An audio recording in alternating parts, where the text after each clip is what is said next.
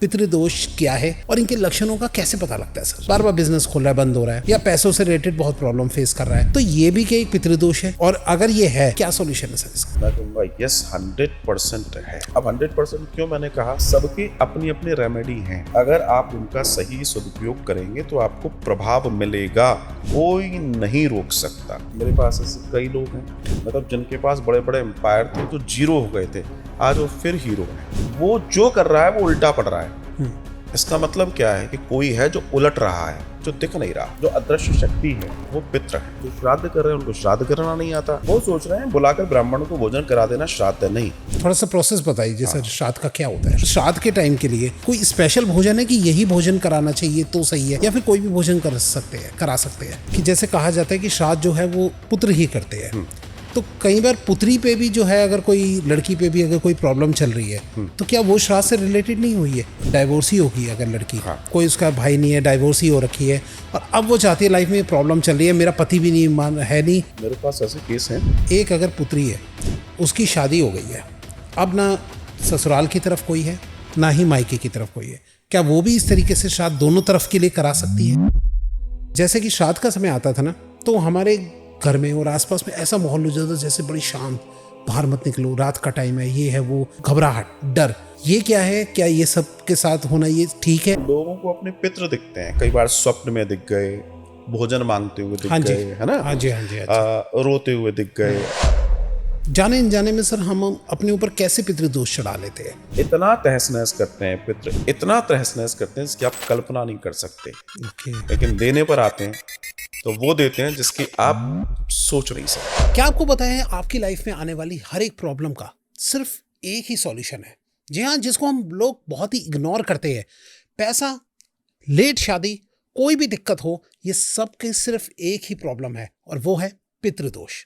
इस पितृदोष से हमें कैसे बचना है, क्या इसका एक राइट सॉल्यूशन है? उसके लिए एक बहुत ही अच्छे गुरुजी आज हमारे यहाँ आए हैं, जिनका नाम है श्री मनुश्री जी, जो कि वृंदावन से सीधा आए हैं हमारे स्टूडियो के अंदर, और वो आज हमें देने वाले एक बहुत ज़बरदस्त नॉलेज और इसका एक ऐसा परमानेंट सॉल्यूशन जो कि आप एक बार करेंगे और ज़िंदगी भर अपने जीवन में सुख पाएंगे। तो जुड़ जाइए इस इंटरेस्टिंग पॉडकास्ट के साथ।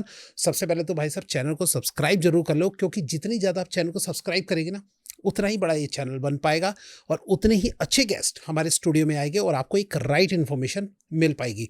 तो जुड़ जाइए इस इंटरेस्टिंग पॉडकास्ट के साथ। वीडियो को भी से लाइक, कमेंट, शेयर, चैनल को सब्सक्राइब करना भूलेगा मत, और हर बार की तरह नोटिफिकेशन का बेल जरूर ऑन कर लीजिए, ताकि ऐसे interesting the Vikas podcast show के एपिसोड आप लोगों से मिस ना हो जाए। चलिए स्टार्ट करते हैं आज का इंटरेस्टिंग एपिसोड।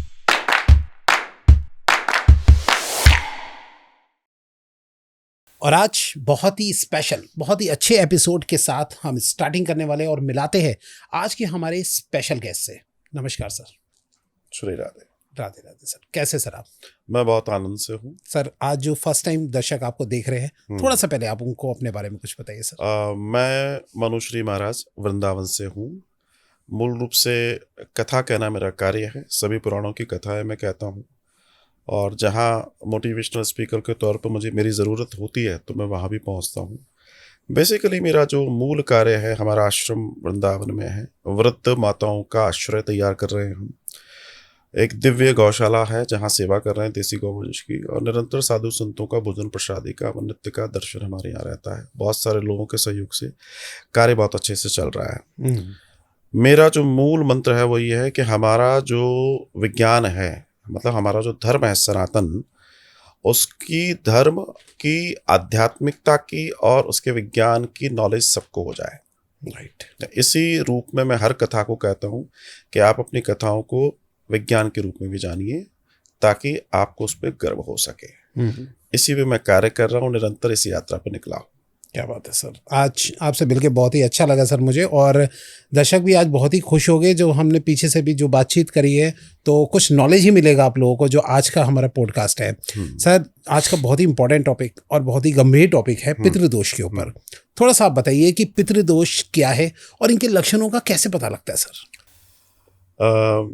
सबसे बड़ी बात यह है कि आज की तारीख में पितृदोष एक बहुत बड़ी समस्या है, और जिसे हम लोग पितृदोष कहते हैं, इसका जो वास्तविक नाम है वो प्रेत दोष है।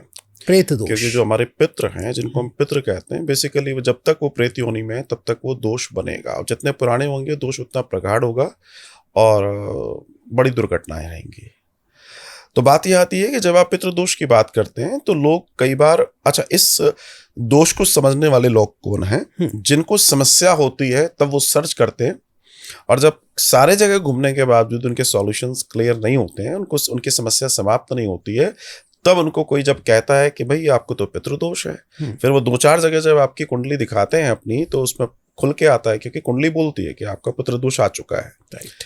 तब जाकर फिर वो इसमें बिलीव करते हैं और इसके सॉल्यूशन को ढूंढते हैं, और ज़्यादातर लोग ढूंढते ढूंढते हमारे पास आते हैं, फिर उसके निर्णय दर्शन में हम जाते हैं।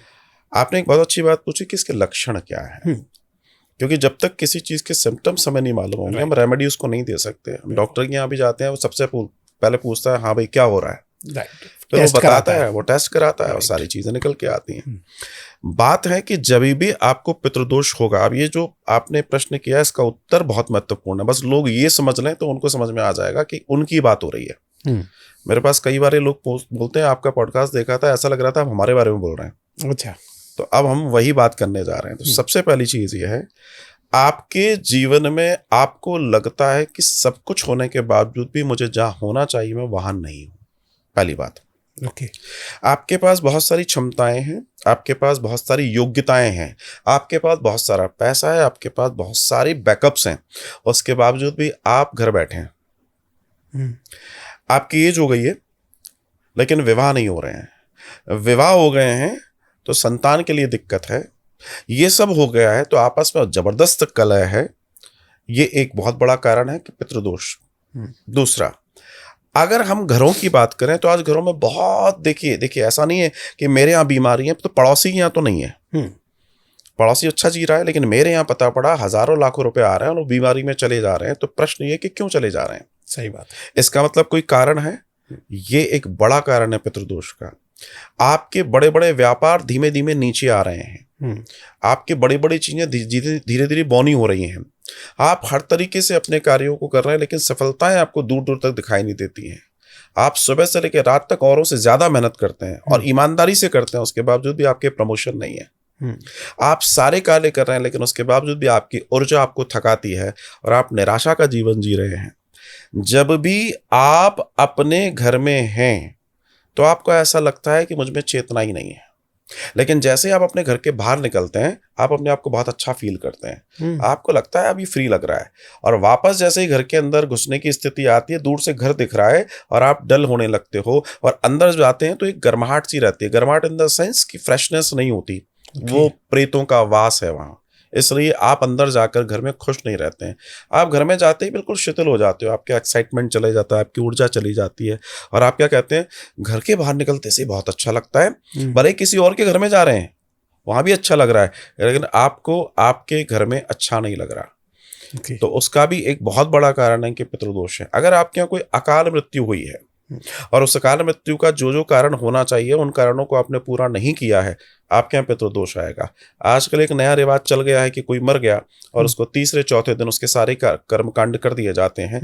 ये घोर पितृदोष होता है, क्योंकि हमारे शास्त्रों में इसका कोई दर्शन नहीं है। 12वीं 13वीं जो होगी उसका विधान यही है, क्योंकि आत्मा का वास गरुड़ पुराण के हिसाब से 12 दिन तक आपके घर में रहता ही है। तो किसी की एक लाइफ साइकिल है, उसको आप ब्रेक कैसे कर सकते हैं, और करेंगे तो वो आपको ब्रेक करेगा। तो ये चौथा बोला जाता है सर, तो वो चौथा फिर कुछ नहीं होता? कुछ नहीं, ये तो लोगों का बनाया हुआ है। जिन लोगों ने कहा कि हमें पिताजी क्या मर गए, वो तो मर गए, अच्छी बात है, मरना ही तो था, हमारी दुकान क्यों बंद रहे। ये सारे वो लोग हैं असल में जिनके अंदर संवेदनाएं नहीं है। इसमें तो मैं कई बार कथा में ये कहता हूँ कि दोनों ही कारण हैं। जो चला गया उसने ऐसा जीवन में कोई बहुत बड़ा पुण्य नहीं किया कि उसके औलाद उसके लिए 13 दिन करें, और जो औलाद हैं उनके जीवन में इतना कोई ज्ञान नहीं है कि पिता जिसके वजह से तुम्हारा शरीर है, जिसके वजह से तुम पे सब कुछ है, तुम्हारे पास उसके लिए 13 दिन नहीं है। इस समाज का क्या होगा ये तो देखने की बात है। तो ऐसे बहुत सारे कारण हैं जिन्हें समझना है, जिन्हें जानना है। कुल मिलाकर आपके जीवन में जितनी प्रॉब्लम्स हैं उन सब के पीछे पितृदोष है, चाहे पति पत्नी के बीच की दरार हो, चाहे दूसरे अफेयर्स हो, चाहे दूसरे कोई मामले हो, चाहे आपके द्वारा जघन्य अपराध हो रहे हो, चाहे आप बहुत ज़्यादा नशे में जा रहे हैं, चाहे आप कुछ भी कर रहे हैं, इसके पीछे जब आप जाएंगे तो आपको ओवरऑल तो पितृदोष मिलेगा। निमित्त कौन बनेगा? निमित्त आपके ग्रह बनेंगे, क्योंकि वो प्रभाव आएगा ग्रहों के थ्रू, राइट, ग्रहों के थ्रू आएगा। तो इस तरीके से आपके पूरे जीवन को ब्लॉक कर देते हैं वो, और वो ब्लॉक होना ही आपके जीवन की सबसे बड़ी हार है, क्योंकि आप है तो आपके पास सब कुछ, लेकिन पता पड़ा कि आपका जो आपका एटीएम है उसका पिन कोड खो बैठे हैं और याद भी नहीं है, और आप सिफर खड़े हुए हैं। पितृदोष व्यक्ति को जीरो कर देता है, महलों के व्यक्ति को रोड पे ले आता है, उसकी सारी क्षमताओं को जीरो कर देता है। सच कहूं तो दिखने के लिए इंसान होता है, लेकिन उसके पास कुछ नहीं बचता। अगर समय रहते उसने इसका उपाय नहीं किया तो इसके 3 चरण हैं। अच्छा, इसके 3 चरण हैं, जो मेरा अपना शोध है उसके 3 चरण हैं। पहला, धीमे धीमे लगता है कि चलो काम नहीं बन रहा है, कुछ हो रहा है, ये तो जीवन में चलता रहता है, तो कई बार व्यक्ति कहता है चलो कोई बात नहीं, देखेंगे। राइट। दूसरा चरण ये होता है कि जब आप बहुत बड़े बड़े लॉसेस में जाने लगते हैं, जो मैंने लक्षण बताए हैं, जब आप उन लक्षणों में जाने लगेंगे तो आप कहेंगे मैं सब कुछ कर रहा हूँ लेकिन कुछ नहीं हो रहा। बताओ, ये कुछ भी नहीं करता, ये आगे बढ़ा चला जा रहा है, इसका प्रमोशन हो रहा है, इसका ये हो रहा है, और हम बैठे हुए हैं। अब आप इसको सोचिए क्यों बैठे हो। तीसरा, जब ये अपनी युवानी में आता है, प्रचंड वेग में आता है, तभी आपके घर में आत्महत्याएं, अकाल मृत्यु और आपके सारे ऐश्वर्य को जीरो कर देता है। मतलब आप कभी कुबेर थे और आज कहीं प्यून हो सकते हो। ये है पितृदोष। बाप रे, सुन के ही मैं थोड़ा सा वो हो रहा हूँ कि इतने सारे दोष होते हैं। बहुत सारे हैं, मैं तो आपको कुछ बताए हैं। तो मेरा मकसद डराना नहीं है। हाँ, मेरा मकसद है यथार्थ जाने हम, क्योंकि हम किसी फोर फादर्स की जनरेशन हैं, तो उनके प्रति हमारा जो कर्तव्य है, अगर हम उसका निर्वाह नहीं करेंगे तो प्रभाव तो आएगा। जाने अनजाने में सर हम अपने ऊपर कैसे पितृदोष चढ़ा लेते हैं? क्या कोई इसके कोई पर्टिकुलर कोई लक्षण, कोई रोजमर्रा के जो हम कोई ऐसा कुछ कर रहे हैं, क्या है सर? आप बताइए थोड़ा। आपके प्रश्न को थोड़ा सा पीछे ले जाऊंगा।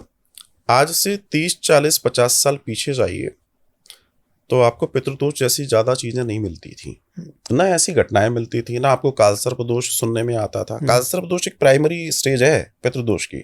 अच्छा, वो प्राइमरी भी इसी से रिलेटेड है? हाँ, बिल्कुल बिल्कुल। अब बात यह आती है कि उस समय नहीं होता था, आज पता पड़ा। मैं जो मेरे पास कुंडली आती है, हर लगभग हर कुंडली के अंदर मुझे पितृदोष मिलने लगा है। कारण क्या है? कारण समझिएगा कि पहले हम लोग ग्रामीण परिवेश में थे, अपने अपने नगरों में थे, मतलब जहां हमारे फोर फादर्स थे हम वहीं थे। अच्छा। तो हमारे कुल देवी देवताओं की पूजाओं को हम विधिवत कर रहे थे। हमारे पितरों के प्रति जो श्राद्ध कर्म थे, जो शौच कर्म थे, जो आदि आदि कर्म थे, हम विधि विधान से हो रहे थे। आज आप मुझे बताइए कितने लोग हैं आपके जानकारी में जो श्राद्ध में कोशा से अपने पितरों को जल देते हैं? आप समझिएगा मेरी बात को। कितने लोग हैं जो श्राद्ध करते हैं? आप कहेंगे श्राद्ध तो करते हुए देखा है, अच्छी बात है। तो जो लोग श्राद्ध कर रहे हैं, मैं आपको भोजन करा दूं और आपको पानी ना पिलाऊं, गलत है। तो क्या होगा? वो जो अग्नि बनेगी, वो अग्नि क्या करेगी? तो श्राद्ध आप कर रहे हैं, लेकिन आपको जो जल तर्पण करना है वो नहीं कर रहे हैं। आप अब जो जीवन जी रहे हैं वो अमर्यादित जीवन जी रहे हैं। जिनके कुल परंपराओं में कभी शाकाहार के अलावा कोई चीजें नहीं थी, आज वो मांसाहार में जी रहे हैं। तो उनके पितर रोएंगे या हंसेंगे? जिन्होंने इतने पुराने समय से सभ्यता को अपनी बचा के लाया, अपने परिवार की कवरिंग की, आज वो ये देख रहे हैं कि हमारी औलादें कर क्या रही हैं, तो जाहिर सी बात है कि उसका परिणाम बहुत अलग होगा। जो हमारे पूजा पद्धतियां थी, उन पूजा पद्धतियों को, जो परिवारों की बात है, वो परिवार अब वैसे नहीं कर रहे हैं। शहरों में आ गए, बड़े बड़े कल कारखाने हो गए, बड़ी बड़ी कॉलोनी हो गई, बड़े बड़े टावर हो गए, तो जो धर्म था वो नहीं निभा पा रहे। जैसे मान लीजिए पहली रोटी गाय की है, वो एक रोटी आपके घर की अनेक नेगेटिविटीज को बाहर कर देती है। अनेक, एक नहीं। लोग सोचते हैं ये रोटी है, रोटी नहीं है, वो यज्ञ है। क्योंकि गौ माता में 33 कोटि देवताओं का वास है। जब आप एक रोटी गौ माता को देते हैं तो 33 कोटि देवताओं को जा रही है, जिससे आपके बहुत सारी चीजें बैलेंस हो रही हैं। कितने लोग कर रहे हैं? बहुत सारी ऐसी चीजें हैं जिनको हमारे पूर्वज करते आए थे, हम नहीं कर रहे हैं। अब मान लीजिए विवाह हो रहा है, Right. हमारे कुल देवी देवताओं को हमें पूजना है। बहुत सारे लोग हैं जिनको मालूम ही नहीं हमारे कुल देवी देवता कौन है। और कुल देवी देवता कौन होते हैं? जब कुल बने थे, जब कुल परंपरा, हमारी वैदिक एज की बात कर रहा हूं, तो उसके लिए देवता नियुक्त किए गए थे कि आप इस कुल की रक्षा करेंगे। अच्छा। इसलिए उन देवताओं को पूजा जाता है। जैसे हमारा कोई प्रोटेक्टर है ना, पीछे से चला आ रहा है जो हमें प्रोटेक्ट कर रहा है। अब हमने उसके बाड़ को तोड़ के बाहर निकल गए, तो वो कहेगा ठीक है आप जानो, आपका काम जाने। राइट। तो हमने वहां पर एक बड़ी गलती तो कर ही दी। अब हम प्रोटेक्ट भी नहीं है, इसलिए हमारे ऊपर दूसरी चीजें हावी हो जाती हैं। इसी तरीके से हमारे पितृ हैं, हमारे पितरों के प्रति जो श्राद्ध कर्म होने चाहिए, जो जल तर्पण होना चाहिए, जो अमावस्या आदि तिथियां जो भी होती हैं, जब जब जो जो निकालना है वो निकालना चाहिए। कितने लोग निकाल रहे हैं? फिर एक नई चीज आप देखने को मिलेगी, पता पड़ा श्राद्ध है, किसी ने कहा हमारे यहाँ श्राद्ध है लेकिन पंडित जी नहीं मिल रहे, हाँ। हम भोजन किसको कराएं? तो उन्होंने क्या किया, पैकेट लिया, बनाया, कहीं से मंगाया, बनाया भी क्या, कहीं से मंगाया और जाके किसी झोपड़पट्टी में दिया है। हाँ, कि किसी गरीब को खिला दिया। किसी गरीब को भोजन कराना बिल्कुल अपराध नहीं है, लेकिन जो भोजन श्राद्ध का है वो अगर सही बॉक्स में नहीं जाएगा तो चिट्ठी वहां नहीं पहुंचेगी जहां पहुंचनी है। अच्छा। क्योंकि वो श्राद्ध का भोजन हजम करने का सामर्थ्य भी तो हो, बिना उसके तो होगा नहीं। अच्छा, अब कई लोग श्राद्ध कर रहे हैं, लेकिन जो श्राद्ध कर रहे हैं उनको श्राद्ध करना नहीं आता। वो सोच रहे हैं बुलाकर ब्राह्मण को भोजन करा देना श्राद्ध है। नहीं, ब्राह्मण भोजन करता है 6वें नंबर पे। अच्छा। जी हाँ, थोड़ा सा प्रोसेस बताइए जैसे श्राद्ध का क्या होता है? श्राद्ध क्या होता है जी, कैसे किया जाता है? हमारे यहाँ श्राद्ध को श्रद्धा से निकला है शब्द। श्राद्ध इति श्रद्धा, श्रद्धा इति शास्त्र। अपने पितरों के प्रति जो श्रद्धा अर्पित करने का त्योहार है उसे श्राद्ध पक्ष कहते हैं। हमारे यहाँ रोज त्योहार हैं, लेकिन आप जानते हैं कि हमारे 365 दिन में सबसे बड़ा त्योहार कौन सा है? कौन सा? श्राद्ध पक्ष, जो 16 दिन चलता है, वो सबसे बड़ा है। सबसे बड़ा है। आप बताइए, उसके नीचे नवरात्र है। सही कह रहे हैं, 9 दिन का। हाँ, सबसे बड़ा त्योहार अगर देखें तो वो श्राद्ध पक्ष है, जहां हमें श्रद्धा से रहना है, जहां हमें संयमित होकर रहना है, जहां हमें बहुत सारी चीजों का निर्वाह करना है। कितने लोग हैं, पहले हम सुनते थे कि श्राद्ध पक्ष में नई चीजों का नहीं करना है, ये नहीं करना है, वो क्यों कहा जाता था? क्योंकि हम किसी के प्रति श्रद्धा, हम किसी के प्रति गमगीन है, किसी को याद कर रहे हैं। अब कई लोग क्या कहते हैं, अरे पितृ हमें वो थोड़ी करेंगे। मैं उसका जवाब दूंगा कि अगर खरीदेंगे तो क्या करेंगे, इसकी भी बात करेंगे हम जी। आप ने पूछा श्राद्ध, तो श्राद्ध में हमारे यहाँ पूर्णिमा से लेके अमावस्या तक ही लोग जो जीवन मरण का दर्शन है वो पूर्णिमा और अमावस्या का होता है। ओके। तो पूर्णिमा, प्रतिपदा, द्वितीया, तृतीया, चतुर्थी, पंचमी, षष्ठी, सप्तमी, अष्टमी, नवमी, 10वीं, 11वीं, 12वीं, 13वीं, 14वीं और 15वीं, मतलब अमावस्या। ओके। तो टोटल 15 ये और एक पूर्णिमा मिला के हो गए 16 दिन। 16 दिन में ही गमन है, 16 दिन में ही आगमन है। अच्छा, इसलिए श्राद्ध 16 दिन का होता है। तो अब बात यह आती है कि आपके यहाँ मान लीजिए श्राद्ध है, तो श्राद्ध की विधि क्या है? जब आप भोजन बनाएंगे तो भोजन जो प्रसादी बनेगी आपकी वो बहुत शुचिता से बननी चाहिए। अब इसके बाद सबसे पहला भोग लगता है अग्नि को। अच्छा, अग्नि को पहले। अग्नि को तो जो पुराने लोग हैं आज भी वो देसी गौ माता के कंडे को लेंगे, उसको गैस पे गर्म करेंगे, चूल्हे पे गर्म करेंगे, उसको रखेंगे। तो जो भोजन बना उसकी थाली जो लगी है थोड़ा थोड़ा थोड़ा निकालेंगे, अग्नि पे रख के होम लगाएंगे, उसको जल देंगे। तो पहला भोग अग्नि लेता है, अग्नि से जाता है देवताओं को। देवताओं का भोजन अग्नि के द्वारा जाता है, इसलिए हमारे यहाँ अग्नि पूजनीय है। दूसरा गौ माता को, तीसरा पक्षियों को जाता है ना, हम लोग छोड़ने जाते हैं जी। चौथा चींटियों को, पिंगली बोलते हैं, हाँ पिपली बोलते हैं उसको, तो उसको कहीं छोड़ दिया जाता है। ओके। और पांचवा श्वान को, कुत्ते को भी जाता है, कुत्ते को भी जाता है। और उसके बाद किसी को जाएगा, जैसे कौए को हमने दे दिया सबको, उसके बाद जो आने वाले हैं वे ब्राह्मण देवता हैं। ब्राह्मण देवता। पहले ये पूरी प्रोसेस होगी, इसके बाद जब ब्राह्मण खाएंगे और वो भी बहुत तृप्तता से पाएंगे। अच्छा, बहुत तृप्तता से उसकी एक विधि है कि उनको कैसे निमंत्रण करना है, उनको बुलाइए, आदर से बैठा लिए, और जिनके निमित्त आप कर रहे हैं उनका ध्यान कीजिए, और फिर प्रेम से उनको पवाइए। पवाने के बाद जिस जगह बैठे हैं उसी जगह तिलक करना है। अच्छा, ब्राह्मण, साधु, संत, सन्यासियों को कभी भी किसी को भोजन करा रहे हैं, वैसे कभी भी किसी को करा रहे हैं, अपने मानदानों को भी करा रहे हैं, जिस जगह भोजन कराया उसी जगह तिलक कर देना चाहिए। क्योंकि उस वो जगह सिद्ध है, वहां वो तृप्त है, वहां वो आनंद में, अभी उसने प्रसादी ली है तो उसका चित्त बड़ा प्रसन्न है, और वो आशीर्वाद आपके लिए और दिव्य होने वाला है। ओके। कई लोग क्या सोचते हैं, भोजन कर लिया, आइए बैठिए, फिर थोड़ी देर बाद जा रहे हैं, अब हम तिलक कर देते हैं। नॉर्मली ऐसा होता है, पर ये गलत है। अच्छा, तो श्राद्ध की ये प्रक्रिया है, और साथ ही साथ जल तर्पण होना चाहिए, अच्छा, जो कुशा से होता है। अगर आप ये फॉलो कर रहे हैं तो आपके पितरों को कोई समस्या नहीं है, लेकिन जो नहीं कर रहे हैं उनके सामने समस्याएं खड़ी हैं जी। और ऐसी वैसी समस्याएं नहीं खड़ी हैं, इतनी समस्याएं खड़ी हैं जिसकी आप कल्पना नहीं कर सकते। जल तर्पण आपने बताया, थोड़ा सा प्रोसेस बताइए कि किस तरीके से जल तर्पण किया जाए। आपने देखा होगा कि कुशा होती है, कुशा, उस कुशा से थाली में जल भर के सूर्य नारायण को साक्षी जान के अपने पितरों के नाम से तर्पण किया जाता है।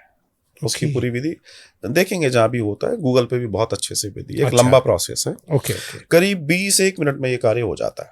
अच्छा, 20 मिनट लगते हैं और इसमें? देवताओं को, पितरों को, खासतौर से हमारे पितृ देवता है, उनको सबसे ज्यादा प्रसन्नता इससे होती है, जल तर्पण से सबसे ज्यादा। जो आई थिंक आजकल लोग बहुत इग्नोर कर रहे हैं इन चीजों को। तो आपने पूछा ना क्यों हो रहा है ये सब कुछ, क्यों पितृदोष आ रहा है, इसलिए आ रहा है।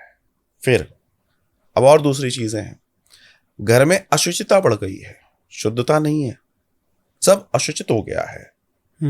उस अशुचित वातावरण के अंदर जो भोजन पक रहा है, जो चीजें हो रही हैं, उनका प्रभाव हमारे जीवन पे है। तो जब कोई चीज शुचित है तो वहां शुचित वैल्यूज इकट्ठी होंगी, और जब अशुचित है तो वह अशुचित होंगी। तो घर में जब डिस्टरबेंस होगा, गंदगी से भरी होगी, प्रेतों को आकर्षित करेगी। तो जो वायुमंडल में प्रेत घूम रहे हैं वो आपके यहाँ आकर आराम से रहना शुरू कर देंगे।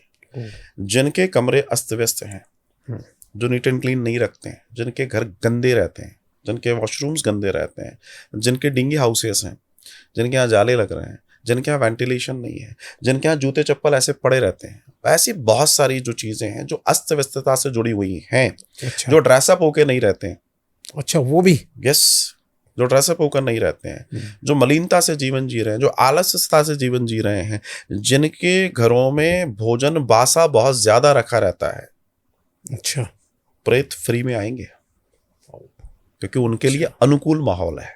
जो सराउंडिंग्स वायुमंडल में घूम रहे हैं, उन्होंने कहा ये तो हमारे जैसी चीजें हो रही है ना, वेलकम, वो आएंगे। तो कई बार ये होता है कि हमारे घर का तो एक ही प्रेत है, लेकिन उसने धीमे धीमे कई सारे प्रेतों का अड्डा बना लिया है, और वो कॉलोनी में रहना पसंद करते हैं, क्योंकि वो बहुत दुखी आत्मा होते हैं। सबसे ज्यादा दुखी अगर कोई है तो प्रेत है। अच्छा, तो ये समझना बहुत जरूरी है। बहुत ही आपने इम्पोर्टेंट बात बताई है ये इस बारे में, तो और हर कोई नोटिस कर ले।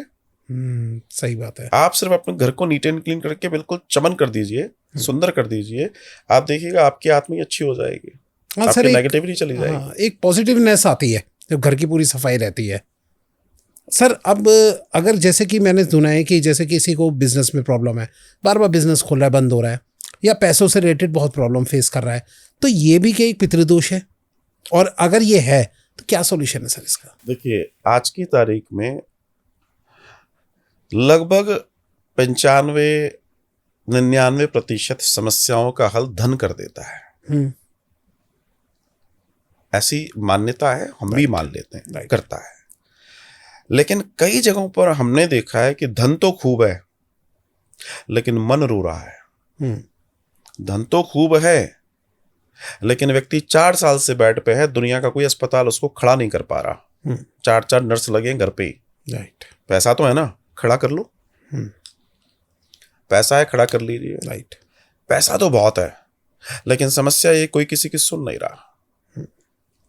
जो कमा रहा है वो बेचारा अपने ऊपर एक पैसा खर्च नहीं कर पा रहा, बाकी घर के दूसरे लोग लाखों रुपए पर डे खर्च कर रहे हैं। आप सोचिए कितना बड़ा दुर्भाग्य हो सकता है।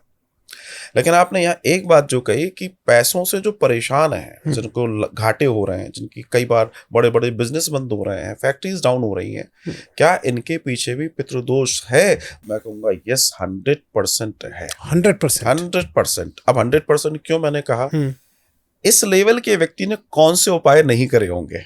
हाँ, सही बात है। जो बार बार जिनका बिजनेस भाई बंद हो रहा सबसे पहले वो उनके पास गया होगा जो सलाह देंगे, नहीं तुम अपने बिजनेस को ऐसा कर लो, तुम अपने बिजनेस को ऐसा कर लो, ठीक है। उसके बाद क्या किया होगा उसने वास्तुशास्त्री को पकड़ा होगा, उसने कहा होगा टेबल यहाँ कर दो, यहाँ कर दो, ये कर दो, उस बेचारे ने वो भी किया होगा। ऐसा नहीं कि वास्तुशास्त्र गलत है, राइट, लेकिन आपका समय अगर गलत है तो कोई चीज सही काम नहीं करेगी। तो उसने बेचारे ने सब किया होगा, वो जो कर रहा है वो उल्टा पड़ रहा है। इसका मतलब क्या है कि कोई है जो उलट रहा है, जो दिख नहीं रहा, राइट। जो अदृश्य शक्ति है वो पितृ है, क्योंकि उसने इस पूरी यात्रा में सिर्फ अपने लिए जीना अगर सीख लिया होगा तो उसके साथ ये हो रहा होगा, और पितृ रो रहे होंगे, तूने हमें मुक्त किया नहीं, हमारे लिए तूने श्रद्धा से कुछ किया नहीं, हमारे को गया जी में पिंडदान कराया नहीं, हमारे लिए तूने भागवत कथा सुनाई नहीं, तूने इतने बड़े बड़े यश कर लिए और हमको तू बेवकूफ समझ रहा है। हमारी यात्रा निवृत्ति का कार्य पुत्र है। पुत्र कौन है? वो जो अपने पितरों के कल्याण के लिए श्राद्ध कर्म करता है, जल तर्पण करता है, सब देता है और अपने सारे रिचुअल्स निभाता है, इति पुत्र, वो पुत्र है। ओके।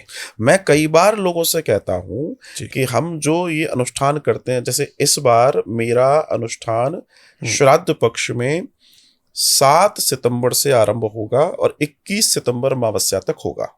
अच्छा। जिसको पितृमोक्ष अमावस्या कहते हैं। और इन 16 दिन में गया जी में ही रहता हूँ, हर वर्ष रहता हूँ।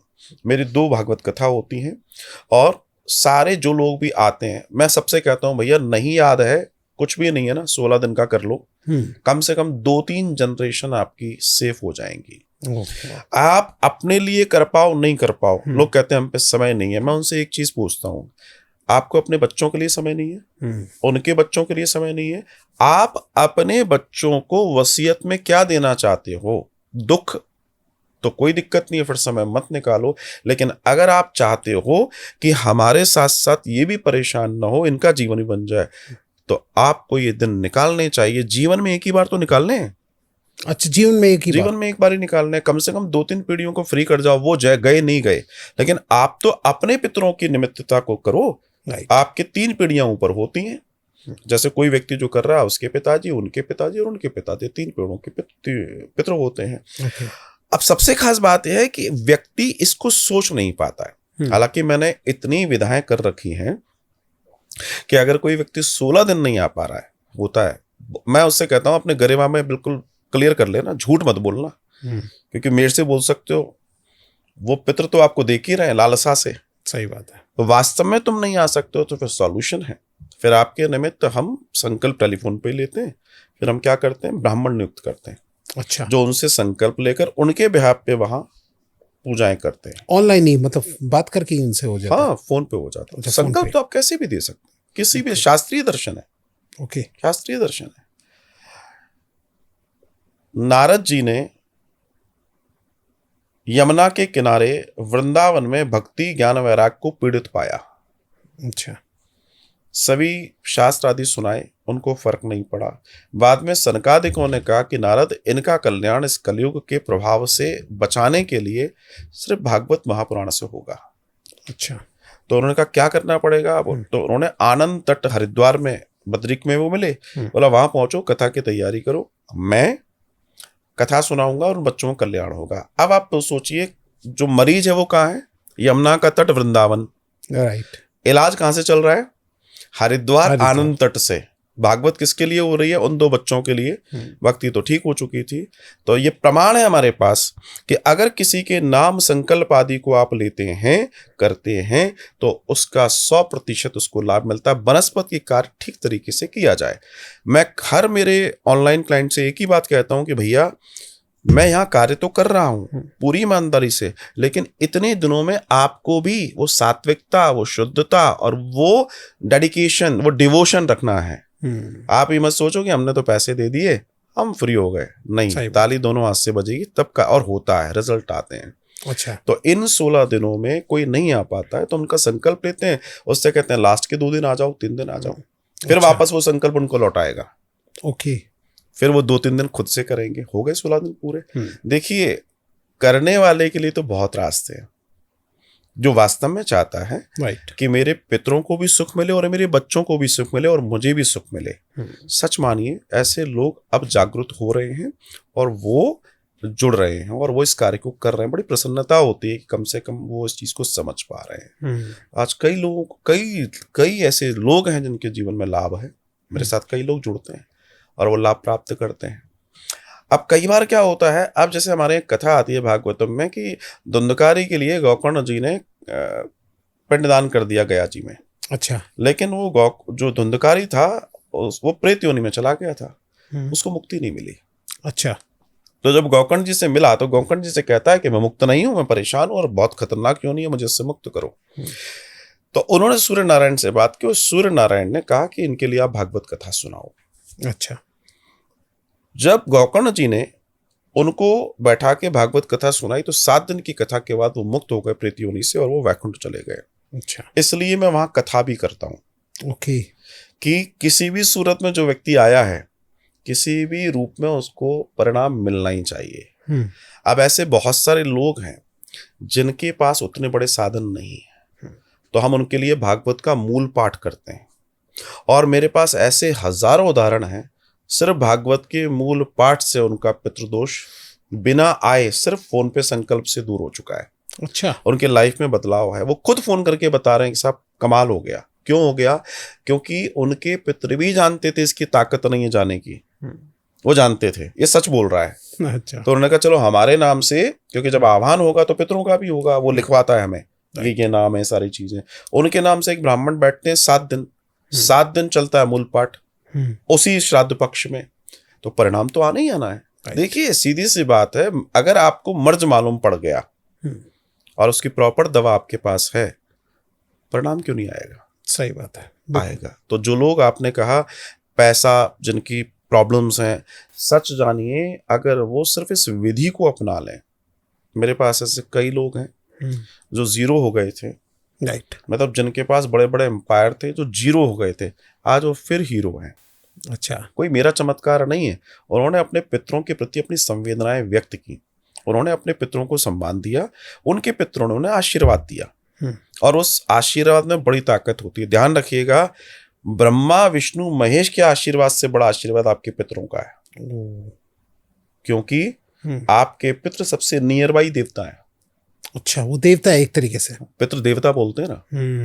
कुल देवी देवता और पितृ देवता आपके सबके निकट वाले हैं, ये तो बाद वाले हैं। राइट। तो जब तक ये हमारे घर के अंदर अप्रसन्नता होगी और बाहर हम दुनिया में बहुत अच्छे काम करें तो कैसे काम चलेगा? आप जीरो रहोगे।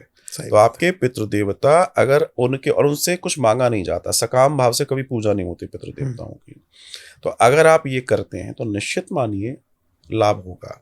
ऐसे कई लोग हैं जो पितरों की पूजाएं करते हैं। हाँ, जिन्होंने पितरों को स्थान दे रखा है, चबूतरे बना रखे, फोटो लगा रखी है घर पे, मतलब पितृ देवता के नाम से बहुत सारे पितरी बना रखी है, एक पत्थर है उसको पितृ के रूप में पूज रहे हैं, ऐसे बहुत सारे लोग हैं। तो प्रश्न ये है कि क्या ये सही है? ये 100% गलत है।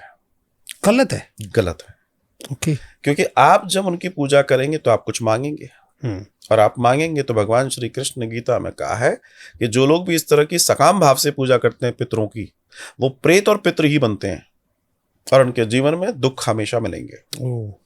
अच्छा, वो क्या सोच रहे हैं, हमने उनसे मांगा हमें मिल गया, चलो तत्कालिक तो मिल गया, लेकिन दीर्घकालीन समय में आत्मा मुक्त होने के लिए या बंधने के लिए? मुक्त होने के लिए। राइट। ये तो हम जानते हैं ना। जी। हमने क्या करा, उसको बांध के बैठा दिया कि हमारे कुल को देखो, हम कुछ नहीं करें लेकिन तुम हमें बना के देते रहो। कब तक करेगा? सही बात। एक समय के बाद वो उन पर उल्टा पड़ेगा, हावी पड़ेगा और परिणाम बहुत दुखद होंगे और हो रहे हैं। मैंने कई लोगों को जो कर रखे थे फिर उनको विसर्जन करवाया, आज वो खुशी की जिंदगी जी रहे हैं। पता पड़ा खेत में स्थान दे दिया, किसी ने कहीं दे दिया। ये चल रहा है। ये क्यों चल रहा है? ये सिर्फ लालच से चल रहा है, अज्ञान से चल रहा है। और कुछ तथाकथित ऐसे लोग हैं जिनको लगता है कि इस बहाने ग्रामीण अंचल में हम कुछ पैसा बनाते रहेंगे, इनको बेवकूफ बनाते रहेंगे। मतलब कहने का मतलब है कि जब पितृ की हम पूजा मतलब श्राद्ध करते हैं तो उस टाइम में हमें कुछ भी नहीं मांगना चाहिए, उस समय सिर्फ आशीर्वाद, सिर्फ आशीर्वाद।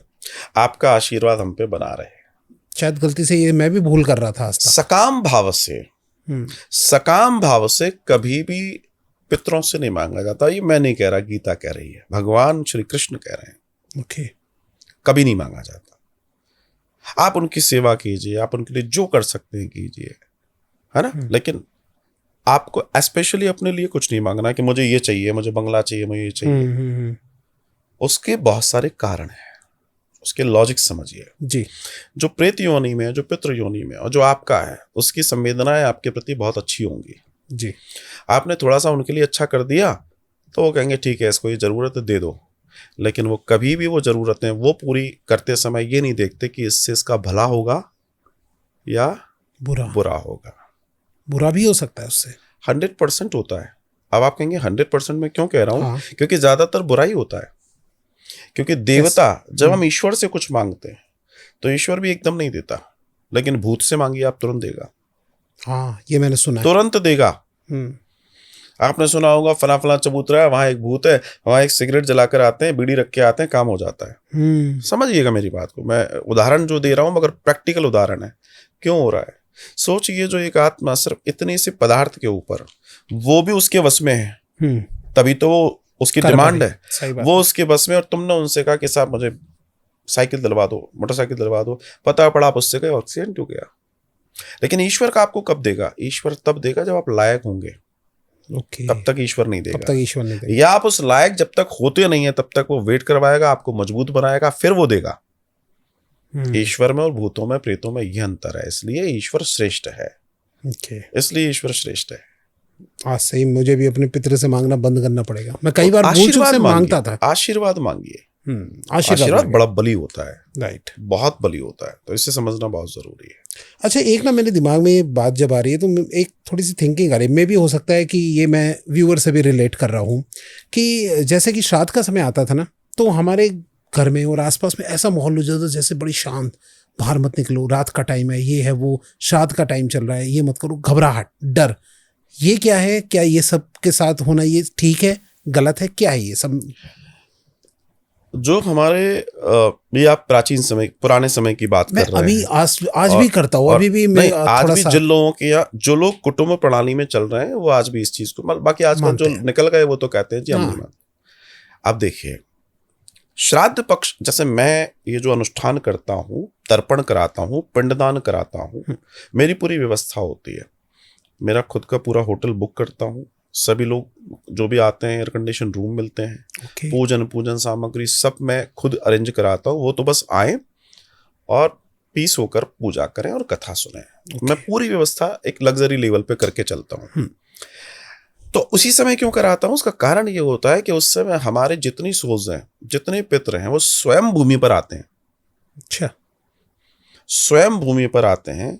इसलिए आप अब इस बार अभी नहीं किया हो तो अब करना, कि जब श्राद्ध पक्ष आएगा तो श्राद्ध पक्ष 21 तारीख को विश्राम हो जाएगा, 22 तारीख से नवरात्रि लग जाएगी। राइट, ठीक है। आप 21 तारीख तक देखना, माहौल गर्म रहेगा, गर्मी रहेगी प्रकृति में। अच्छा। और 22 तारीख से आप देखना ऐसे मौसम मीठा होना शुरू हो जाएगा, क्योंकि गर्मी छटेगी, मौसम अनुकूल होगा, आपको अच्छा लगेगा, एकदम चेंज मिलेगा। और 21 तारीख तक देखना आपको पूरी प्रकृति गर्म मिलेगी आपको भारत में। क्यों? इस कमरे के अंदर हम लोग बैठे हैं, अभी 2-3 लोग बैठे हैं, एयर कंडीशन अच्छा काम कर रहा है। अभी 25 लोग बैठा दीजिए, काम करना बंद हो जाएगा। क्यों? क्योंकि उनकी एनर्जी काम कर रही है। तो जो इतने लोग आए हैं उनकी पूरी ऊर्जा वायुमंडल में होती है।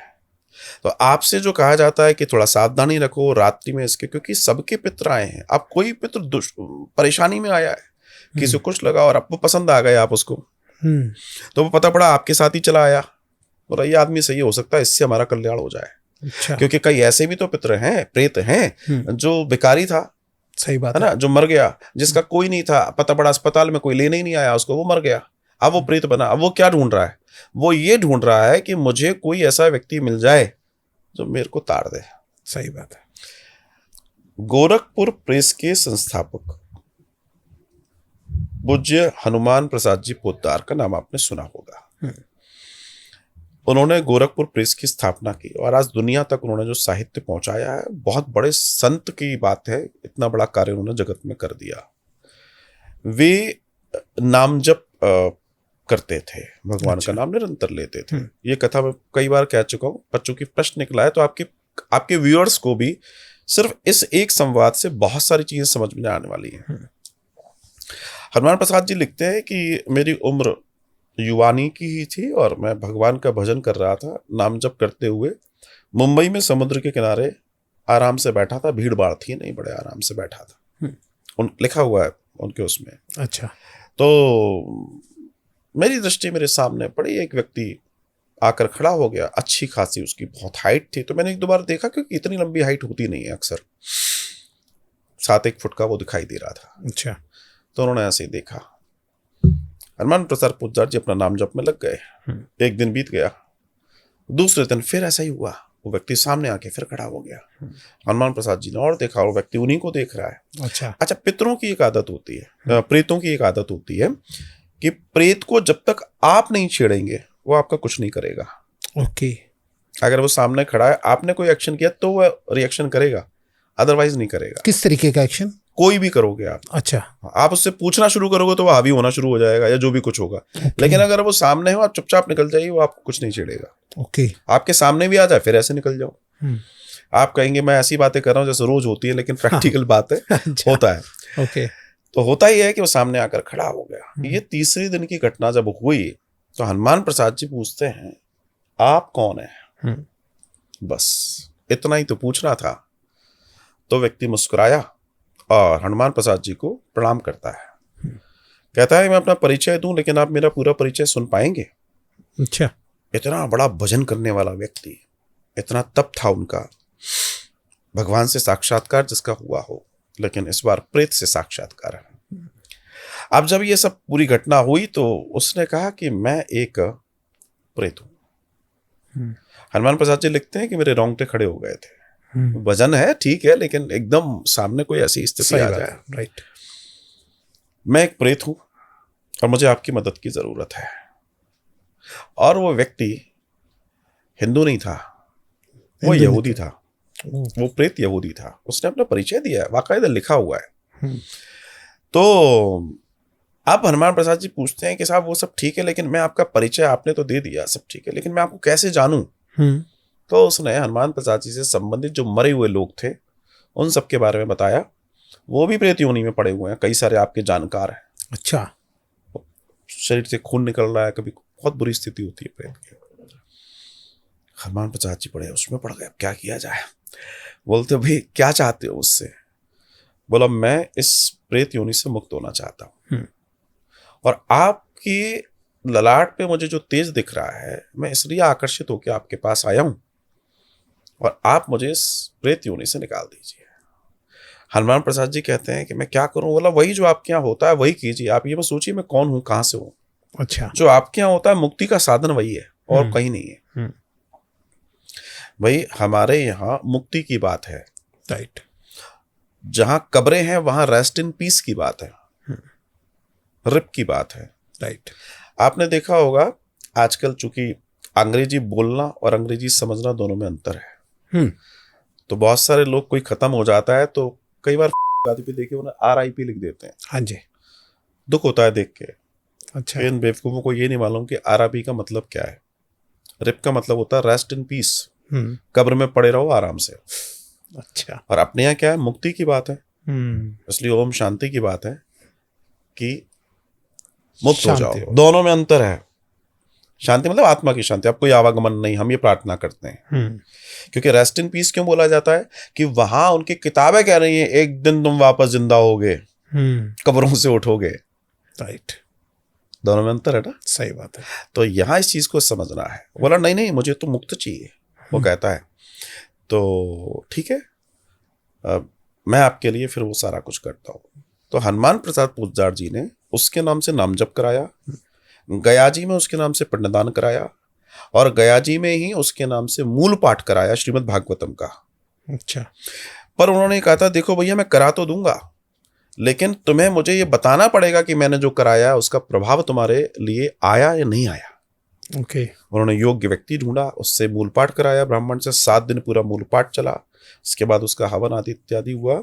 वो प्रेत वापस उन्हें मिला वहां जो समय उन्होंने निर्धारित किया था। अच्छा। और आकर बोलता है, रो रहा है कि आपने मेरा जीवन सुधार दिया, अब मैं मुक्त हो रहा हूं और मैं सदा सदा के लिए इस प्रेत योनि से मुक्त होकर जा रहा हूं, बहुत बहुत धन्यवाद। ओह, क्या बात है।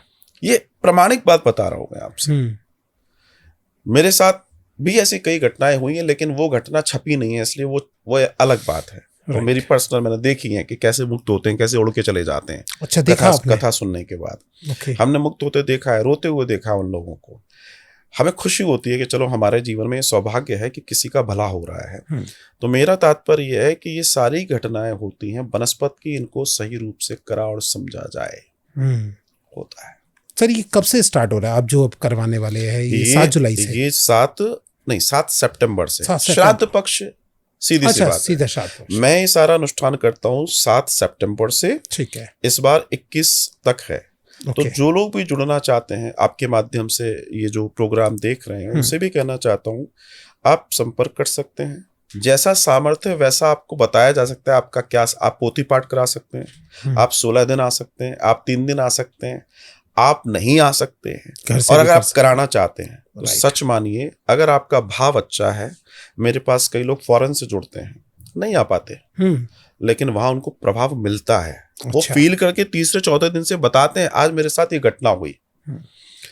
होता क्या है, सिम्टम्स की जो आपने बात की थी जी।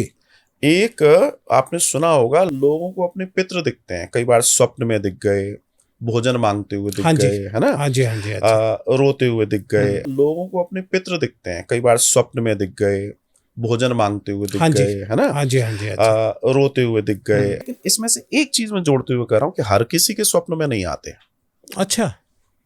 पितृदोष किसके ऊपर हावी होता है? जो सॉफ्ट हार्टेड है, जो सबके लिए करने वाला है, उनकी आशा भी उसी से है।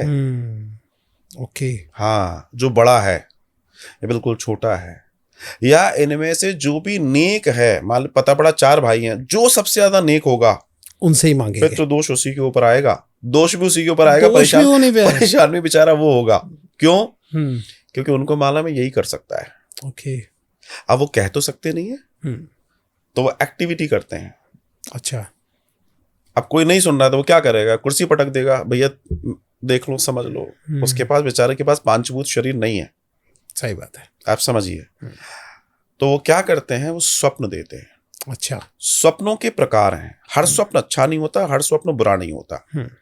तो जो भी स्वप्न आपको मिल रहा है, अगर उन स्वप्नों में आपके पितृ देवता, आपके जो भी पितृ हैं, मुस्कुराते हुए, सुंदर कपड़ों में, बगीचे में, आसमान में, अच्छे रूप में जब भी दिखाई दे रहे हैं, आप निश्चिंत हो जाइए, आपके पितृ प्रसन्न हैं।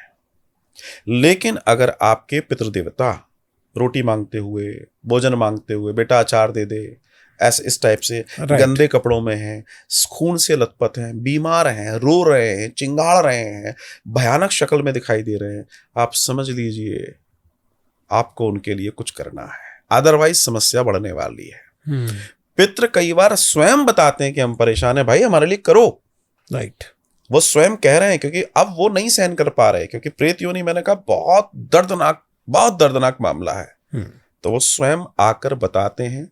ऐसे लोगों को चाहिए तत्काल प्रभाव से उनके निराकरण के लिए सारे कार्य करें। सबसे पहली चीज, कुछ नहीं कर सकते, मूल पाठ करवाइए। हमारे यहाँ वृंदावन में साल भर में सैकड़ों मूल पाठ होते हैं। स्पेशली इन दिनों में तो मेरे यहाँ बहुत मूल पाठ होते हैं। मेरे यहाँ सैकड़ों ब्राह्मण बैठते हैं जो ये कार्य उस समय कर रहे होते हैं। अच्छा। आप एक चीज समझ लीजिएगा, सबके अपनी अपनी रेमेडी हैं। अगर आप उनका सही सदुपयोग करेंगे तो आपको प्रभाव मिलेगा, कोई नहीं रोक सकता। तो ऐसे में उन पितरों के कल्याण के लिए तुरंत आपको करना चाहिए। क्यों? प्रेतों का भोजन क्या है? प्रेतों का भोजन है रक्त। किसका रक्त? अपनी ही संतानों का। गरुड़ पुराण कह रहा है, अच्छा, कि जब पितरों की तृप्ति नहीं होती है तो वो अपने ही पुत्र प्रपोत्रों का रक्तपान आरंभ कर देते हैं। My God. तो अच्छा, जो आप जो डैमेजेस की बात कर रहे हैं ना, वो डैमेजेस वही हैं। ओके, वही है। जैसे अब किसी की लेट शादी होती है, शादी नहीं हो रही है, हाँ, ये भी इसी से रिलेटेड हो गया प्रॉब्लम। मैं आपको 100 बातों की बात कहता हूँ, विवाह नहीं हो रहा, बच्चे नहीं हो रहे, आजकल आप देख रहे होंगे खिलौने की तरह डिवोर्स हो रहे हैं। हाँ, बहुत डिवोर्स चल रहे क्यों चल रहे हैं भैया? तुम तो बड़े बड़े पैसे लेके शादियां कर रहे हो, हैं। क्यों डिवोर्स हो जा रहे हैं? राइट। कारण क्या है? क्योंकि मन नहीं मिल रहे। तो मन पे अधिकार किसने कर लिया है? मन पे किसी का अधिकार हो गया होगा। राइट। आपने विचार तो यही किया था कि मिल जाएं। अब क्यों विचार बदल रहा है? हम्म। कौन ऐसा है जो आपके मन को भ्रमित कर रहा है? अच्छा, भाई समवेयर यहाँ भी कुछ तो है। हम्म। अब जब इसके आप शोध में जाएंगे, जैसे मेरे पास लोग आते हैं तो हम उनसे कहते हैं, कई बार नहीं समझ पाते तो उनकी फिर हम कुंडली विश्लेषण करते हैं। अच्छा। कुंडली बोलती है पितृदोष है कि नहीं है, स्पष्ट लिखा उसमें दर्शन आ जाता है। एक फिर दूसरा चीज ये है कि कुंडली, अब एक और चीज समझिएगा, कई लोग इस बात को समझे, मैं कई बार इस बात को कहता हूं कि पितृदोष के निवारण के बाद आप अपने ग्रहों का भी निवारण करवाएं। अच्छा। अब कैसे? मान लीजिए भूकंप आया, दीवार में क्रैक पड़ गया, भूकंप चला गया, अच्छी बात है भूकंप चला गया, सुख की बात है, बिल्कुल। क्रैक को भी तो जोड़ना पड़ेगा। ओके। नहीं तो दीवार तो कमजोर हो गई है। सही बात। तो जो पितृदोष आया है वो आया किस तरफ से है, उसका प्रभाव कहां से आया? उसका प्रभाव आया प्लैनेटिकल। तो हमारे ग्रहों पर वो विपरीत ग्रहों के साथ उसने दोस्ती करी, ग्रहों का प्रभाव हम पे पड़ा। तो जब भी आप ये कार्य कराएं उसके बाद विस्तार से चेक कराएं अपनी कुंडली को, डैमेजेस कहाँ कहाँ पर हैं। अब उनका भी हम शांति पाठ आदि इत्यादि करा दें, रत्न पहनना है, जाप कराना है, ताकि आप फिर दौड़ ऐसी लगाओ कि कभी आपको थकना ना पड़े। कम से कम 3 पीढ़ियों तक कहीं पीछे देखने की जरूरत नहीं पड़ेगी, कम से कम एक बार कराने पे।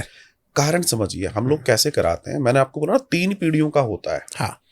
तो अभी आप हैं, जैसे सपोज एक व्यक्ति है जिसके पिताजी नहीं है, तो इसका मतलब दादाजी नहीं है और या वो नहीं है, तो वो अपने पिता का भी करेगा, उनके पिता का और उनके पिता का, ऐसे होता है। ओके।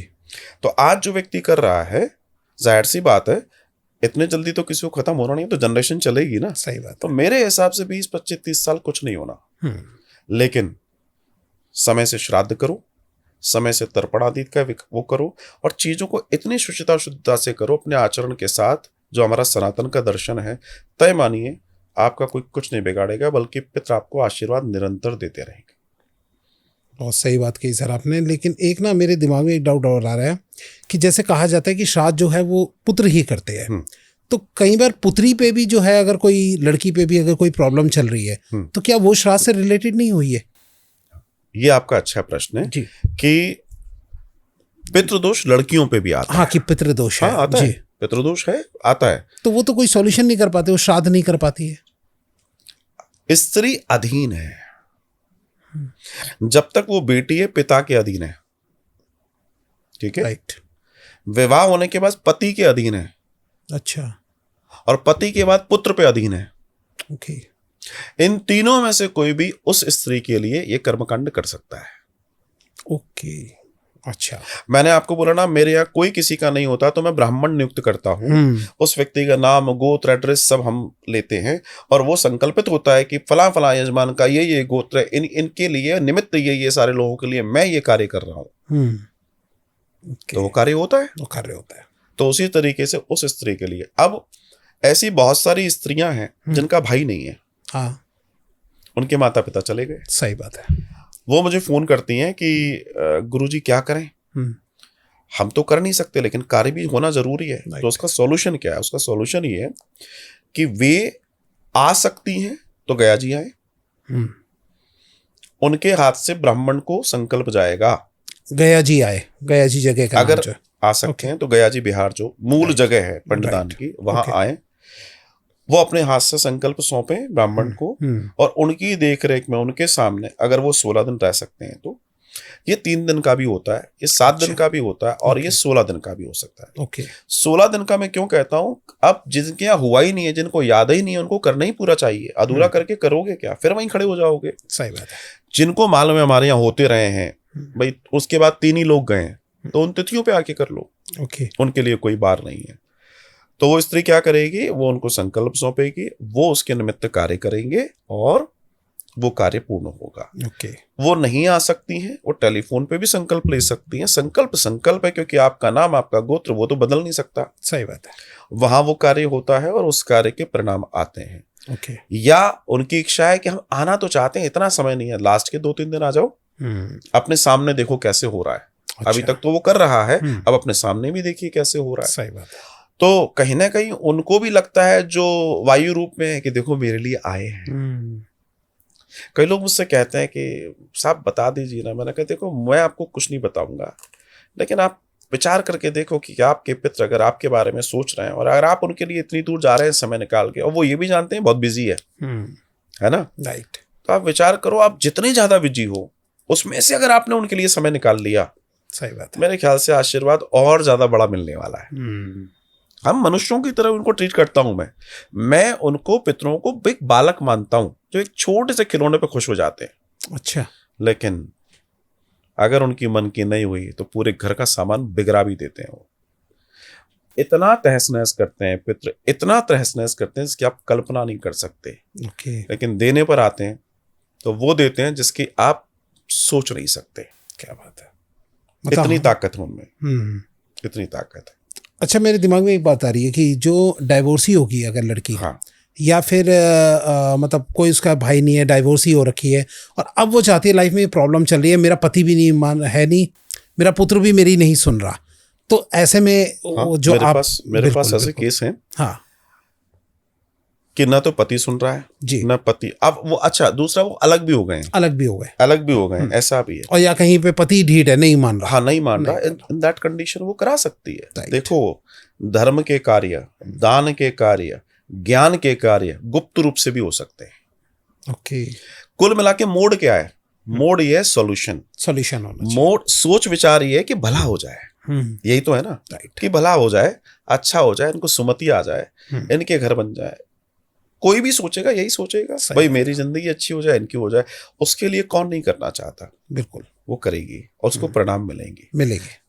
उसके बिहाफ पे ब्राह्मण नियुक्त होके कार्य होता है। हम हर बार कराते हैं, क्योंकि ऐसा तो नहीं है हर व्यक्ति आ जाए। सही बात है। बाहर वाले बेचारे बिल्कुल नहीं आ पाते, जो अब्रॉड वाले हैं। मेरे पास अगर 50 कर्मकांड हो तो उसमें से 1 या 2 आ पाते हैं। ओके। क्योंकि सबके अपने अपने भाव हैं।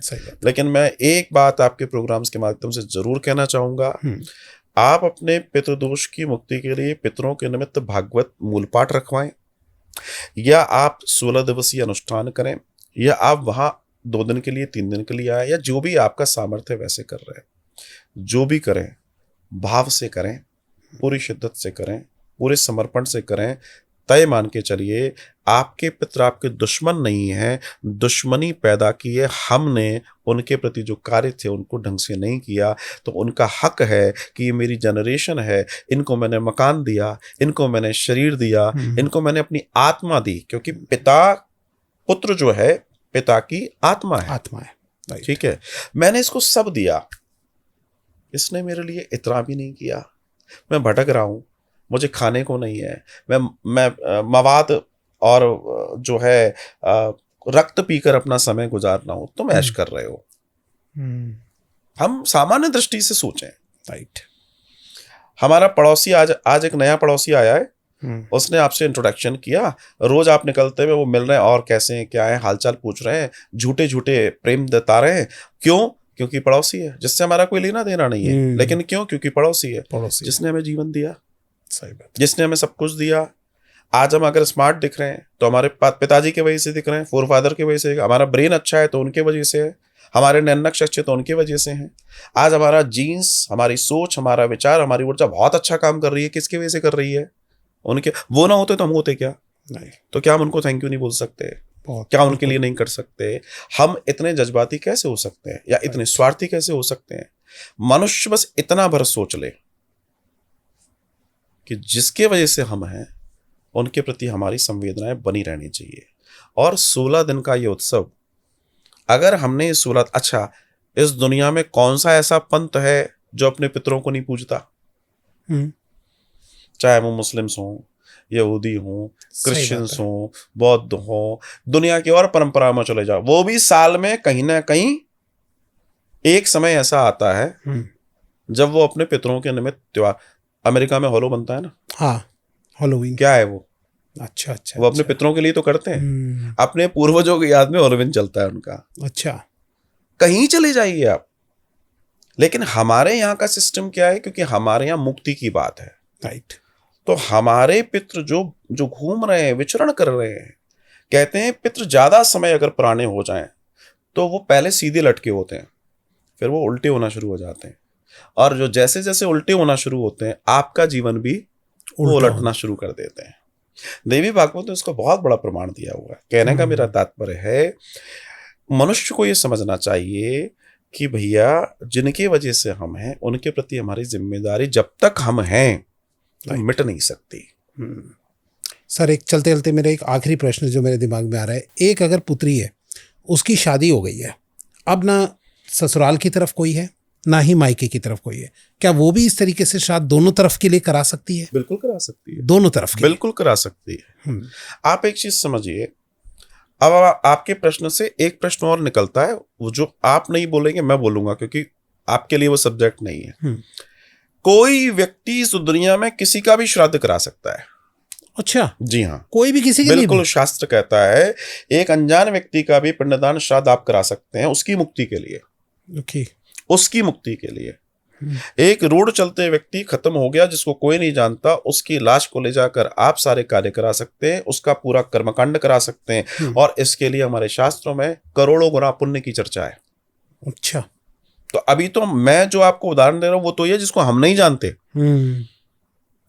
आप एक बताइए, कोई व्यक्ति भटक रहा है, कोई व्यक्ति प्यासा है, कोई व्यक्ति भूखा है, कोई व्यक्ति रो रहा है, उसको सुख देने में कौन सा पाप लगेगा? सही बात है, और पुण्य ही मिलेगा। वो पुण्य ही लगेगा ना। तो कोई बिटिया, कोई स्त्री, कोई भी है जिसका कोई नहीं है, लेकिन वो चाहती है कि मैं अपना जीवन तो जो मेरा है, लेकिन उन सबको अभी जैसे मारे गए इतने सारे लोग, हाँ, इसको बोलते हैं अकाल मृत्यु। सही बात है। और ये सबसे खतरनाक होती है। जो अहमदाबाद का प्लेन क्रैश हुआ था, या जो हमारे पहलगांव में हमारे भाई, पहलगांव में अटैक, ये अकाल मृत्यु है। ये अकाल मृत्यु है जी। इनके रिचुअल्स जो हमारे कर्मकांड बहुत विधि विधान से होने चाहिए। अच्छा। क्योंकि इनकी डिजायर्स अधूरी रह गई। एक बूढ़ा व्यक्ति क्या कहता है, अब हमारा सब हो गया, भगवान उठा ले, मतलब सब कर लिया, मतलब वो शांत है। शांत है। लेकिन वो जवान व्यक्ति का थोड़ी है, वो तो अभी दुनिया जीना चाहता था। सही बात है, राइट। अभी तो उसके पास बहुत सारे विचार थे ना। बिल्कुल। तो क्या घटना घटी? घटना ये घटी कि उस व्यक्ति के जो डिजायर्स हैं, वो डिजायर्स के लिए वो भटकेगा तब तक जब तक कि उसका वो टाइम है, जब तक उसको रिलीज नहीं किया जाएगा। और अगर ऐसे व्यक्ति कल को जब रीबॉर्न होते हैं तो आत्मा उसी तरह के व्यवहार के साथ आगे बढ़ती है। क्योंकि आत्मा का सिद्धांत है, आत्मा अपने लिए शरीरों का चुनाव स्वयं करती है। अच्छा जी। ओके। जिस प्रवृत्ति की आत्मा होगी, जिस स्थिति की आत्मा होगी, वो वैसी प्रवृत्ति और स्थिति के घर को चुनेगी, स्त्री और पुरुष को चुनेगी, वैसे गर्भ को चुनेगी, और वैसे निर्धारण में आगे बढ़ जाएगी। ओके। ये आत्मा का सिद्धांत कहता है। तो इस पूरी दर्शन में एक चीज बहुत समझने वाली है, बहुत जानने वाली है। हर व्यक्ति को चाहिए अपने पितरों को नमन करें, उनके प्रति जो श्राद्ध कर्म है करना चाहिए, उनके प्रति जो जो कार्य है करना चाहिए। और योग्यता, अगर आपके पास कोई ब्राह्मण देवता, जैसे श्राद्ध में कई बार आजकल ये होता नहीं मिलते। हाँ, और दूसरा एक कारण है, कई ब्राह्मण अब श्राद्ध खाते नहीं है। हाँ, सही बात है। अब वो खाते भी नहीं, क्योंकि कितना खाएंगे, एक ये है। कारण है, और दूसरा नहीं खा रहे। ऐसी कंडीशन में भोजन तो ब्राह्मण को ही कराना है, तो कैसे कराएंगे? अपने घर में भोजन बनाइए, भोजन बनाने के बाद जो पंचदेव ये वाला कार्य कीजिए, पांचों बलियां जो देनी जी जी, इसको बलि बोलते हैं। अच्छा, बलि बोलते हैं। पहले अग्नि को, फिर इनको, और उसके बाद ब्राह्मण का जो थाली है, उसका जो भोजन है, वो आप किसी मंदिर में, किसी जगह, हमेशा दान ऊपर जाता है। अच्छा, मदद नीचे जाती है। जो हम शुरू में कह रहे थे कि पैकेट लिया किसी गरीब बस्ती में दे दिया, नहीं, वो श्राद्ध नहीं है। अच्छा, दान हमेशा श्रेष्ठ को जाएगा, ऊपर की ओर जाएगा। ओके। मदद आप कितनी करोड़ों की नीचे कर दो, लेकिन पूजा के 100 रुपए निकले, उसका दान तो ऊपर की तरफ जाएगा। लाखों रुपए नीचे बांट देना कोई इशू नहीं है। सही बात है, राइट। तो हमारे यहाँ तो हमने ये कर रखा है कि अगर दुनिया भर में किसी को कोई समस्या है, तो मेरे यहाँ तो उस समय सैकड़ों ब्राह्मण युवक होते हैं। तो लोग वहां से हम बोलते हैं भाई आप चाहें तो प्रतिदिन वहां उन्होंने ऑनलाइन बोला कि कर लिया ब्राह्मण को हम भोजन कराते हैं, क्योंकि किसी के पास नहीं है लेकिन कहीं है तो उस व्यवस्था का हम लाभ ले सकते हैं। जो हम 16 दिवसीय आयोजन कराते हैं ये भी बहुत सिस्टमैटिकली तरह होता है। कोई व्यक्ति आता है तो बहुत आनंद के साथ रहता है, क्योंकि हमारी सारी व्यवस्थाएं रेडीमेड होती हैं। ओके, क्या आप चार्जेस बता सकते सर, या फिर उन्हीं को पता लगेगा कि? नहीं, चार्जेस बड़ा सिंपल सा है। अगर मेरे यहाँ कोई व्यक्ति 16 दिवसीय श्राद्ध के लिए आ रहा है तो उसका रहना, उसका भोजन, उसकी पूजन सामग्री, क्योंकि इन पूरे 16 दिनों में लगभग 50 से ज्यादा जगहों पर पूजा होती है। गया 50 से ज्यादा अलग अलग स्थान बने हुए हैं। ओके। और कई पिंड रोज बनते हैं। पूजा सामग्री, तो पूजा सामग्री, वहां के आचार्य, वहां जो भागवत कथा होगी उसका श्रवण, पूरा आनंद, और वहां भी जो रोज आएंगे जाएंगे उसके लिए भी वाहन, ये सारी चीजें जो हमारी होती हैं, इसमें एक व्यक्ति का 16 दिन का खर्चा 1 लाख रुपए होता है। ओके। अगर इंडिविजुअली कराने जाएगा ना तो इससे 3 गुना होगा। सही बात है, राइट। और इनके साथ जो भी एक और एक्स्ट्रा व्यक्ति आ रहा है या दो जो भी आ रहा है, उनका 31,000 रुपीज है। अच्छा, उनका 31। ओके। क्योंकि मैंने पूजा तो सब इसमें जोड़ दी ना। अब तो सिर्फ लॉजिंग बोर्डिंग है। सही बात है, राइट। भाई किसी के साथ 1 आ रहा है, किसी के साथ 2 आ रहे हैं, तो लॉजिंग बोर्डिंग, क्योंकि वो स्थान बहुत महंगा है और उन दोनों स्पेशली बहुत महंगा है। 15 दिन का मामला है। सही बात है। वहाँ हर चीज बहुत महंगी होती है। तो हमारे साथ जितने भी लोग जुड़ते हैं वो 2 महीने, अब जैसे भी आपका पॉडकास्ट जाएगा, कॉल्स करेंगे तो तुरंत जुड़ते जाएंगे, क्योंकि मुझे वहाँ रूम अरेंज करने हैं। राइट, सही बात है। जो रूम आज मुझे मान लीजिए 2,000 का मिल जाएगा, अगर उस समय मैं लेने जाऊंगा जिस जगह जो मैं रूम लेता हूँ, वो 5,000 का मिलेगा। सही बात है, बिल्कुल। अगर आप अर्जेंटली में करेंगे तो फिर होगा। वो जो लोग उस समय जाते हैं, लोग कहते हैं इतना महंगा कैसे, अब आओ और देखो। सही बात है। हम क्या कर रहे हैं, हमारे हाथ में तो नहीं है। तो वो चीजें रहती है। तो एक ये होता है, आप कोई पोथी पाठ कराना चाहता है, मेरे यहाँ 2 तरीके के पोथी पाठ होते हैं। फिर मैं कहता हूँ अपना सामर्थ्य आप खुद देखिए। सही बात है। आपका अगर बहुत ज्यादा सामर्थ्य नहीं है तो सामूहिक पोथी पाठ होता है एक, मेरा संकल्प फिर भी होगा। अच्छा। एक ब्राह्मण देवता एक पोथी पर उन लोगों के संकल्प लेते हैं, वो सामूहिक होता है। ओके। जिसकी जो नौछावर राशि होती है 11,000 रुपए। ये तो ठीक है, बहुत नॉर्मल। और जो इंडिविजुअल करा रहा है, अगर मैं एक पर मान लीजिए 5 मैंने दिए तो एक तरह से देखा जाए, लेकिन जो इंडिविजुअल करा रहा है उसकी राशि 21,000 रुपए। अच्छा। अगर देखा जाए तो इस कंपैरेटिवली ये अलग है। हाँ। और उसमें सिर्फ वो ब्राह्मण 7 दिन उन्हीं के लिए मूल पाठ बाँचेगा, भागवत उन्हीं के लिए पूजा करेगा। हमारे यहाँ कलश स्थापित होता है जिस पर जो आप नाम होंगे आपके, उसकी पट्टिका लगती है बाकायदा। आपका गोत्र पूरा वीडियो आप सब देख सकते हैं। जो लाइव चलती है मेरी कथा तो उसमें सब दिखता है। राइट, सब दिखता है। आप थोड़े से मुझे क्लिप्स दे दीजिएगा, मैं जरूर यहाँ पे लगा दूंगा दर्शक ताकि देख ले। हाँ, वो मैं आपको दूंगा। तो उससे क्या है, लोगों का भला होता है। सच मानिए, आज लोग लाखों रुपए खर्च करके भी वो नहीं पा रहे, सिर्फ अपने पितरों को तर्पण कर दें, अर्पण कर दें। मेरा दावा है उनके जीवन में बदलाव आ जाएगा। और ये सत्य जानिए, आज का सत्य यही है। कितना ही आप भटक लीजिए, आज का परम सत्य यही है। लोग इसे जाने, लोग इसे समझें। हमारी जो ड्यूटीज है। और फिर अंत में एक बात कहूंगा, भगवान राम गए थे ना, ईश्वर को क्या जरूरत पड़ी अपने पिता का पिंडदान तर्पण करने की, क्योंकि उन्होंने भी मनुष्य अवतार लिया था। इसका मतलब जो मनुष्य का धर्म है वो निभाने के लिए मर्यादा पुरुष कह रहा है, मैंने भी तो किया है भाई, तुम कौन। सही बात है। फिर वो ये भी कह रहा है कि मेरे यहाँ तो सरयू जी बहती हैं, बीच में गंगा जी भी पड़ती हैं, मैं क्यों गया वहां तक, क्योंकि वो स्थान चयनित है। वो वहीं होता है और कहीं नहीं होता है। लोग कहते हैं हमने यहाँ कराया वहां कराया, फिर भी परेशान है, इसलिए क्योंकि सही जगह अभी तक कराया नहीं।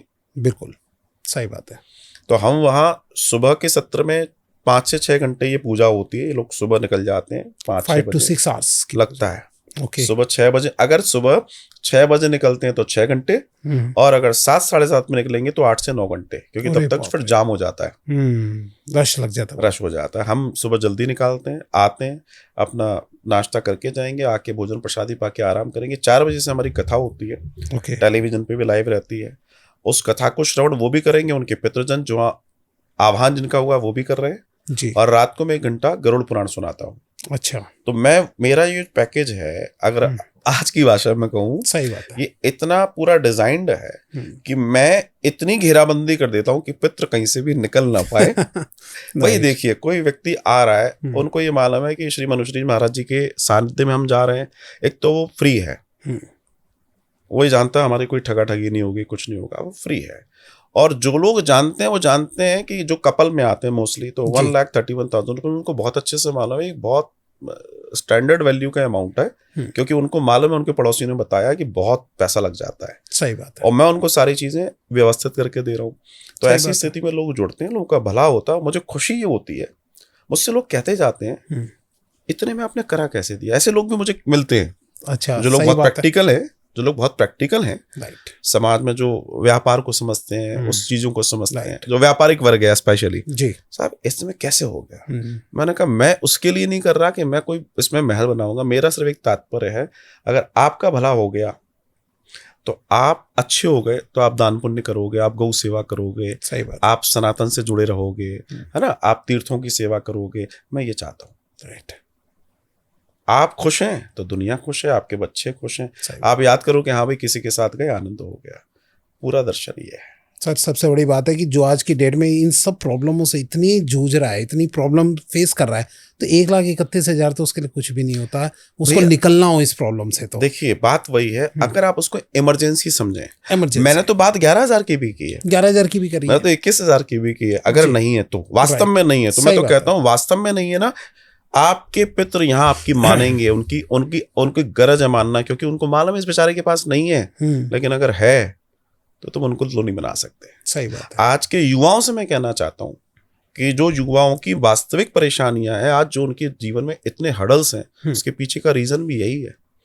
तो वो सबसे पहले अपनी कुंडली विश्लेषण करवाएं कि मेरी कुंडली की स्थिति क्या है, क्या वास्तव में कहीं मेरे को तो पितृदोष नहीं है। उसको तो बेचारे कोई बहुत लंबी यात्रा करनी है, सही बात है, परिवार चलाना है, बच्चे चलाना है, और अगर आज उसका मार्ग सही हो गया तो वो दौड़ेगा ना। सही बात है, बिल्कुल। अपने धर्म को भी मानेगा अच्छे से, नहीं नहीं मेरे धर्म में शक्ति है, सही बात है, चीजें सब बढ़िया होंगी, तो इससे हमारे सनातन का भी विकास होगा। और सर चलते चलते एक छोटी सी बात पूछना चाहूँगा कि जो श्राद्ध के टाइम के लिए क्या कोई स्पेशल भोजन है कि यही भोजन कराना चाहिए तो सही है, या फिर कोई भी भोजन करा सकते हैं? भोजन हमेशा पक्का भोजन कराया जाता है। अच्छा, पहली चीज ध्यान रखना, पक्का भोजन। अच्छा, जैसे पूड़ी तला हुआ भोजन हो गया, इसको बोलते हैं पक्का भोजन। रोटी कच्चा भोजन होता है, रोटी कच्चा भोजन, रोटी को कच्चा भोजन बोला जाता है। ठीक है, तो हमेशा श्राद्ध में इन चीजों का ध्यान रखा जाता है। श्राद्ध पक्ष में जो चीजें होती हैं उनमें बहुत सारी चीजें ऐसी जो निषेध हैं। अच्छा, कई सारी चीजें निषेध होती हैं जिनका उपयोग नहीं होता है, तामसिक चीजों का उपयोग नहीं होता है। हमें भी उस समय तामसिक चीजों का सेवन नहीं करना होता है। शौच कर्म नहीं, जो लोग इस कार्य को करा रहे हैं उनको शौच कर्म जैसे दाढ़ी आदि इत्यादि ये सब चीजें ये भी नहीं बनानी चाहिए। कुल मिला के अपने उन पितृजनों के प्रति जितनी प्रगाढ़ आस्था आप दर्शा सकते हैं वो दर्शाइए। और आपके लिए वो 16 दिन ही है, वो ये नहीं कह रहे पूरे साल करो, आप करके देखिए ना।